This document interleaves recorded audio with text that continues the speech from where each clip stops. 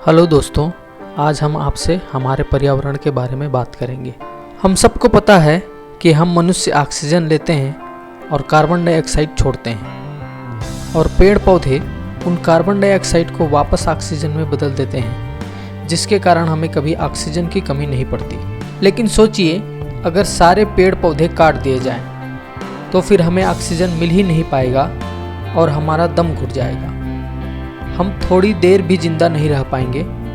ये स्थिति तब भी बनेगी जब पेड़ पौधों की संख्या एक निश्चित अनुपात से कम हो जाए। अब आप समझ सकते हैं कि पर्यावरण को बचाना क्यों जरूरी है। आइए अब हम इसको और अच्छे से समझते हैं। सबसे पहले हमको पर्यावरण का अर्थ समझना पड़ेगा।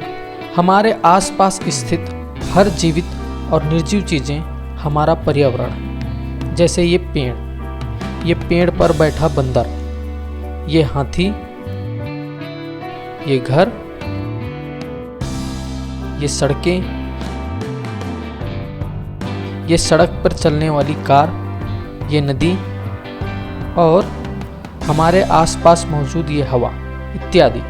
ये सब चीज़ें मिलकर हमारा पर्यावरण बनाती हैं। हमारे स्वस्थ जीवन गुजारने के लिए इन सब का सही अनुपात में होना बहुत जरूरी है। लेकिन हम मनुष्य अपने फायदे के लिए इसको किस तरह नुकसान पहुंचा रहे हैं, आइए इसको समझते हैं। हमारी जनसंख्या में बेतहाशा वृद्धि हुई।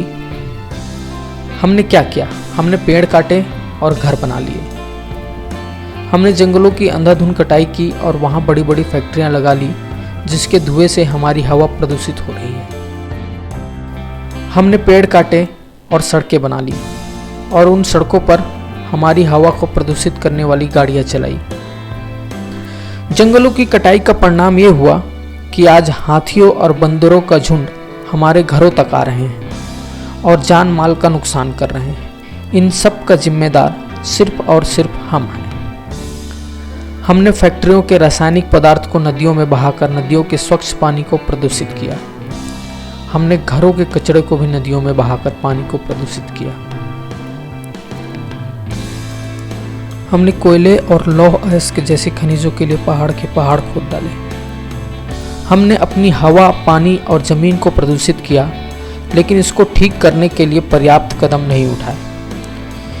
इसका परिणाम हमें बड़ी बड़ी बीमारियों के रूप में मिल रहा है। बड़ी बड़ी प्राकृतिक आपदाओं का सामना करना पड़ रहा है। अभी भी वक्त है, हम इन सब चीज़ों को सुधार सकते हैं। इसके लिए हमें कुछ कदम उठाने होंगे। आइए जानते हैं वो कदम क्या होंगे। सबसे पहले तो हमें पेड़ लगाने होंगे, लेकिन सिर्फ लगाकर छोड़ना नहीं है कि पेड़ लगा लिए, फोटो खिंचा लिए और हो गया। हमने देखा है नेताओं और मंत्रियों को, पिछले साल जहाँ पर पेड़ लगाए थे, आज इस साल भी फिर वहीं पर पेड़ लगा रहे हैं। ऐसा नहीं करना है, बल्कि उस पौधे के बड़े होते तक पूरी तरह देखभाल करनी होगी। हमें बिजली पैदा करने के लिए साफ सुथरे साधनों जैसे सोलार एनर्जी का उपयोग करना होगा, हाइड्रो पावर का इस्तेमाल करना होगा, पवन चक्की को उपयोग में बढ़ावा देना होगा।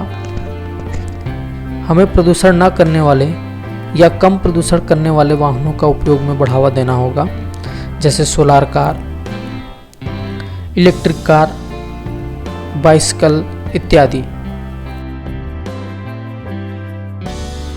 हमें ज़्यादा से ज़्यादा पब्लिक ट्रांसपोर्ट का इस्तेमाल करना चाहिए। हमारी जनसंख्या वृद्धि को नियंत्रित करना होगा।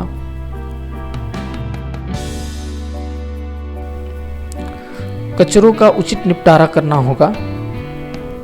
पुरानी फैक्ट्रियों का उन्नयन कम प्रदूषण करने वाले फैक्ट्रियों से करना होगा। और आखिरी में ये कहना चाहूँगा कि विकास के नाम पर पर्यावरण से छेड़छाड़ पूरी तरह से बंद होनी चाहिए। अगर आपको हमारा ये वीडियो पसंद आया है तो लाइक करें। दोस्तों, हमने ये वीडियो आप सबको पर्यावरण के प्रति जागरूक करने के लिए बनाया ही है, साथ ही उन बच्चों के लिए भी बनाया है जिनको इस विषय पर निबंध लिखनी पड़ती है। इसलिए ये वीडियो ज़्यादा से ज़्यादा शेयर करें। और हाँ, आपके कोई सुझाव हो तो कमेंट ज़रूर करें। हम आपके बीच ऐसे ही नॉलेजेबल वीडियो लेके आते रहेंगे। अगर आपने हमारा चैनल अभी तक सब्सक्राइब नहीं किया है तो सब्सक्राइब करें और बेल के निशान पर क्लिक करें। इससे हम जब भी नया वीडियो अपलोड करेंगे आपके पास नोटिफिकेशन आ जाएगा। और अंत में धन्यवाद।